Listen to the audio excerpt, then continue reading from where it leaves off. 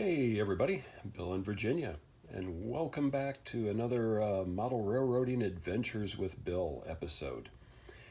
This video is going to be a continuation of my tree builds. This is going to be the second in a series of three. This one is going to show my bottle brush construction method. I had a video out there a number of weeks ago showing some of the basics of this style of construction. Since then, I have built a lot of trees, and I've kind of refined techniques that work for me. You know, that makes the trees look decent, they are inexpensive, and you can mass produce these fairly easily. So if you've got a little bit of time in the evening or on the weekend, you can actually make a fair number of trees. And it really doesn't cost much. It's probably $1 a tree is what the price averages out by the time you look at the different materials that you use. So here is an example of a bottle brush tree that I built several weeks ago.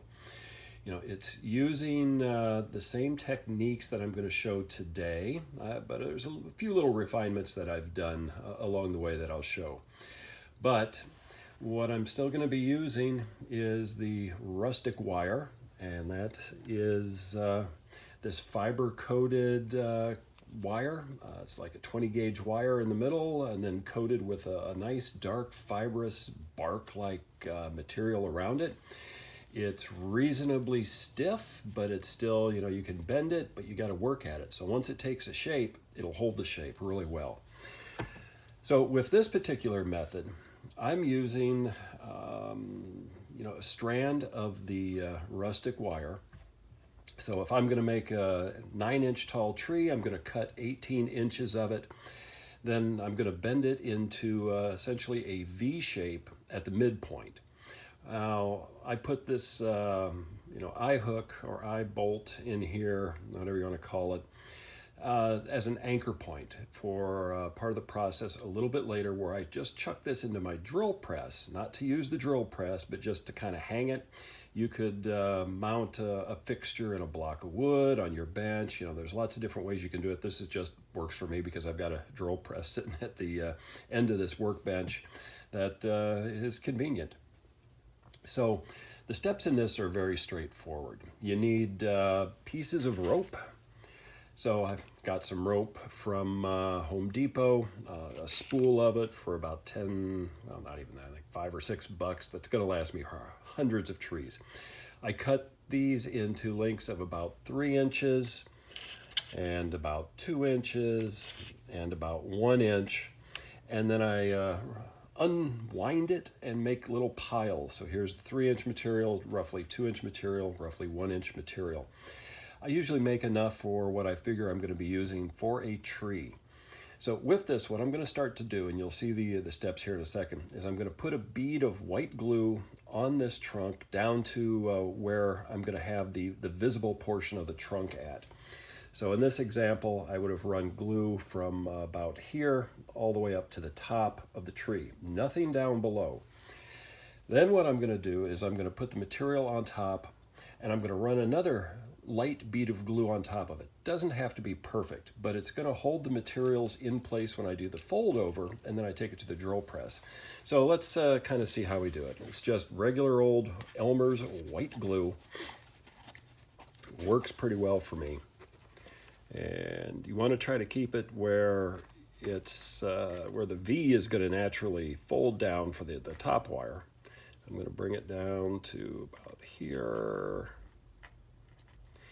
Like I said, it doesn't have to cover everything. You're going to have squeeze out, and you want squeeze out, and then later you're actually going to do something with that squeeze out. So you see that? You just pick up the material, put it on, spread it out a little bit, put more on, spread it out. It can be thick, it can be thin. Doesn't really make a whole lot of difference where you're doing it. You're doing a twist tree. Press it down a little bit in position. So you've got that. Now you can kind of see how that looks. Come back in, more white glue, and again, just a light bead over the top. And if If you don't get it all, you don't have to worry about it. The white glue will hold it and it's being spread. Plus this will help make the tree stiffer once it's all done.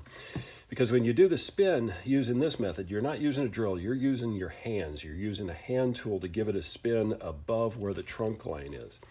So fold over like that, press it together.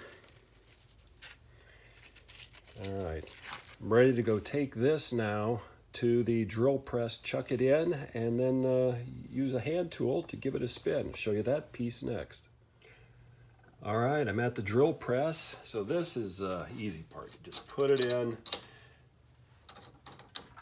and I get it in and I give it a bite. The glue, as you can see, the glue holds the material in place. It's not going anywhere, it's not gonna drop. Then, just a pair of pliers, in this case I'm using these. I just grab it at the base, just below where the last branch set is. And then it's simply a spin. You know, you're not going to be doing it too much. You might put a dozen twists in it using this method, maybe less. You want to keep it where you're getting it nice and tight and the branches are spinning around, but it doesn't have to be too excessive. There. So I got a good spin to that. Just kind of straighten out the trunk a little bit at the bottom. You can see how those are still nice and straight. We're going to do a little bit of a glue up on those here in a minute using some super glue to kind of build up the thickness. And then to take these down, what I do is I use nippers and cut it and then just sort of pull it off. This gives me a little bit of a straight piece at the top. So using some brute force, you can bring it up. And right now I'm just going to cut that down a little bit because I'm going to add a top to this as we go in through some of the next steps.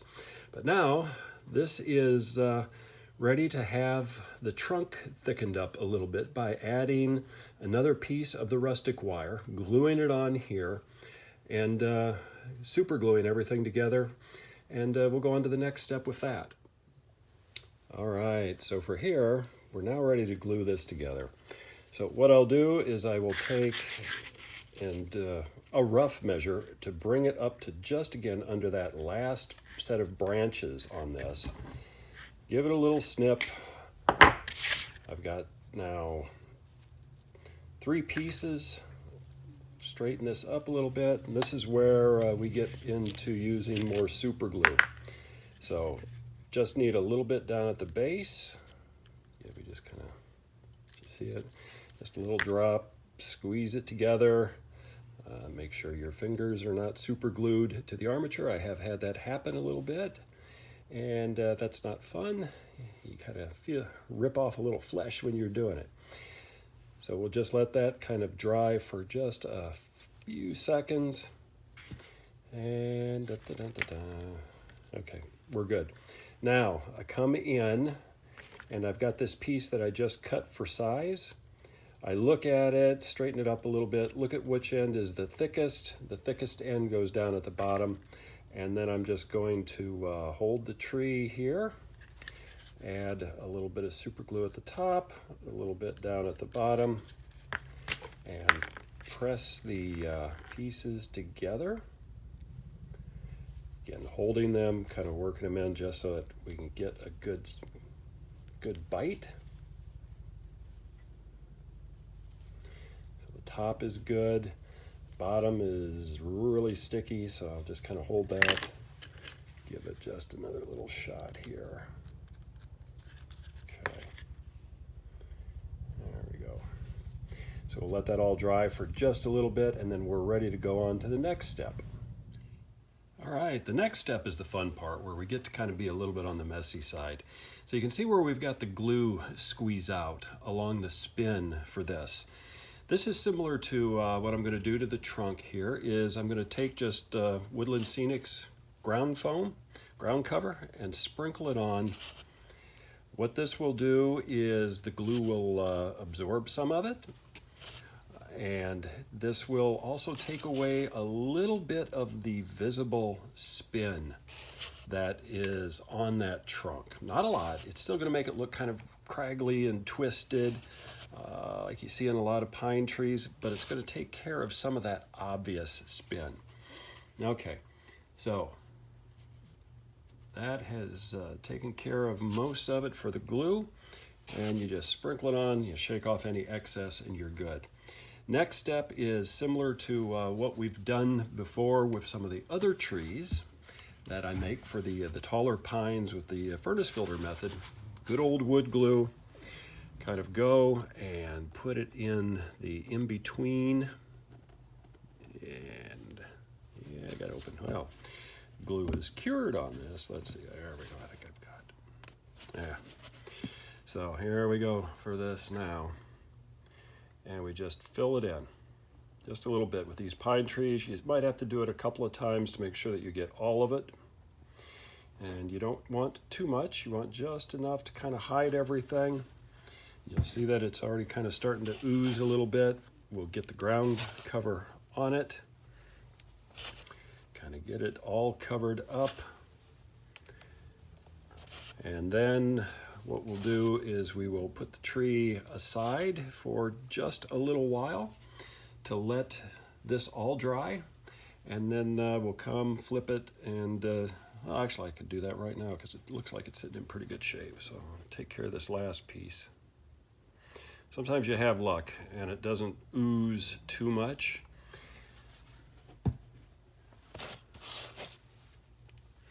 And I will let it dry for a while before I go on to the next step. And the next step will be to do some of the trim work. That'll give it time for the glue to dry. And then we'll go from there for the next stuff. So we're getting there. It's going to need a good haircut next once we're ready for that piece. So while the glue is drying on these, you notice I made an addition to the top of the tree.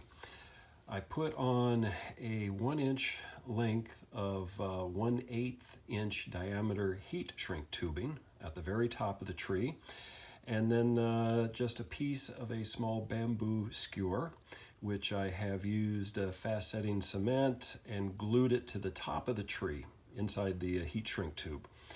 What I'm going to do when everything dries for the glue is I will come back, use my electric soldering gun or soldering iron, and then I will shrink this up so it gets a good bite on both the bamboo skewer and the tree top. What I'm going to do then is I'm going to come back in and use some rapid fuse, all-purpose adhesive. It's actually as good as super glue. And I'm going to coat the top of this, and I'm going to cut pieces of the rope into roughly 1 inch and smaller lengths, and then I'm going to kind of go around and add a little texture to this. Kind of a continuation of what we've got down here, just not spin. It's going to help transition, bring it up to a nice point that you see rather than an abrupt end at the top of the trees. Looks pretty good when done. So I'll show you once I'm doing that piece of it, and then once I get that done, then it'll be time for a haircut for the tree and painting. And we will be in pretty good shape at that point to finish it up pretty quick. All right, so this part's the easy part. Just taking a soldering iron and getting it in and just shrinking the heat shrink. Just gently rub on it. It'll form fit. It'll give you a nice tight bond between the tree and the top for the next piece that we're going to do here. And most of that will be hidden on our next step. But it keeps it so that the top really, if it gets bumped, you're not going to have the top of the tree fall off. Short, sweet, and there we go. That one's ready for the next step. So for this step, I've got a bunch of small material already cut and ready for application. I've got my rapid fuse, and I'm just going to liberally apply it to this. Just kind of go all the way around all the different sides, because you're going to put the material on by hand and it needs to sort of get on everything.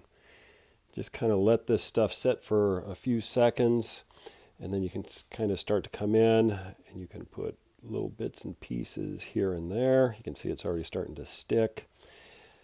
A little bit more, just kind of in random. Rotate the tree body a little bit so that you're getting material to kind of stick out in all sorts of different directions. And you don't want it to be consistent. You want to be kind of have it random. And then one thing I kind of like to do at the very top is I kind of like to put the tree tops in and rotate a little bit, grab a little pinch, and squeeze onto the top of the tree so that I get some material that gives me the top and the shape all at the same time. So we can shake it, and there we go. Now what we're going to do is we will let this set, let the adhesive grab on. If some of the material falls off, that's okay. Put a little bit more down on that area here where it's poking through, where the there we go. Yeah, it's like you hear me say on different things that I do for scenery. It's nature. Nature has no straight lines. Well, almost. Things are just not perfect. There's always randomness in nature. And what I'll do is I'll put a couple of drops on top of some of this stuff just to kind of let it, make sure it's got a good bond. There we go. We'll set that aside to dry, and then the next step will be to come back in and give the whole tree a haircut to shape it, and then off to painting. All right, it is time for a haircut. And for this, we're just giving it a rough shape. Again, just kind of taking off some of the excess long strands that are out there. You don't really want to take too much off. If you take too much off, then they won't lay naturally when you kind of put a little bit more weight on it. You just want to kind of get the real long stragglers out. So anything that you see that really stands out as too long, you come in, you trim those. Get to the shape that you're after, and then stop, because you can do a little bit more trim later after you get the foliage added to it. And then at the top, we just want to kind of trim it, get it into the shape that we're after here. Again, take off some of the long ones. We can always go back in and take more off later, but putting new back on is a little bit more difficult. So looking at it this way, I'm satisfied with the tree. It looks good enough for the next step, which is painting. So let's go to that. And I'm going to paint this one a flat camo brown. So I've been really enjoying using the Rust-Oleum camouflage paint. It's flat, it's natural colors. So this tree is going to get a coat of brown for complete everywhere, trunk through the upper parts of it. That'll be the next step after the paint. So here is our painted tree. I use that camo brown and then just a little bit of gray down at the base for the trunk. And you'll notice where the trunk tapers kind of quickly going into the foliage after adding that extra piece. That will be hidden by vegetation. Not perfectly, but like with any model that we build, there's always a side that looks better than the other sides. And after we put the tree together with the static grass, we'll take a look at it and we'll see which side should be the one facing on the layout. And hopefully it'll be opposite where that little bump is. But that's what you get when you build these. So next step, let's add some static grass. All right, I have applied my high-tech Max Hold hairspray to the tree. And for this one, I'm just going to do from top down. I'm going to use the static grass applicator without using the actual static piece of it.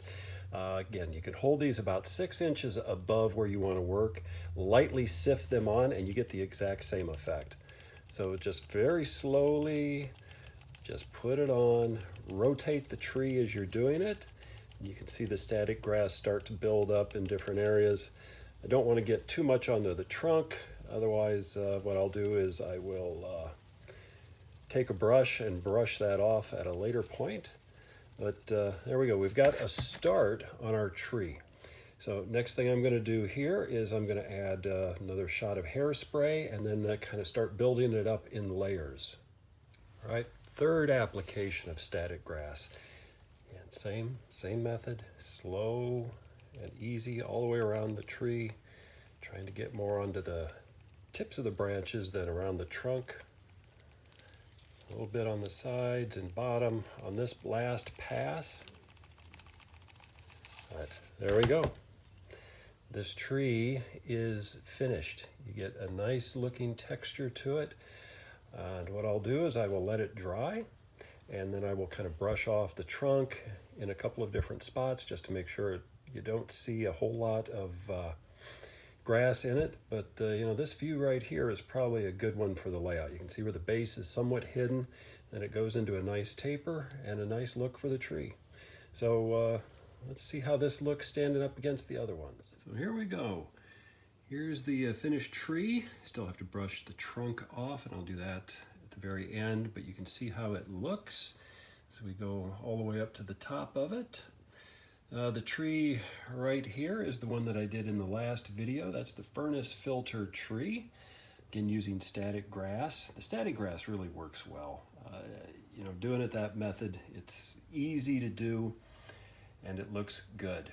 So let's see, let me come over, you can see just another angle on this one. You know, these will make a forest fill up and look pretty decent pretty quickly. So I hope you've enjoyed this video. It's easy to do. You know, like I said on the other ones, I'd like people to try some of these methods, come up with what you like, and let me know how they turn out. You know, I always like helping folks. I always like sharing ideas that I have. Some of them work, some of them don't, but you get an idea. This is a quick and easy way to build a forest on your own layout. And the size of the tree that I just built today is 1 foot tall. So really, HO scale, if you're doing logging operations, that would be a good tree for that. O scale, it works for that as well. N scale, it's a little big, but you can scale down the size to get you know, a taller N scale tree as well, using the exact same techniques, and it'll look good. So anyway, take care, keep having fun on your layouts. Till next time.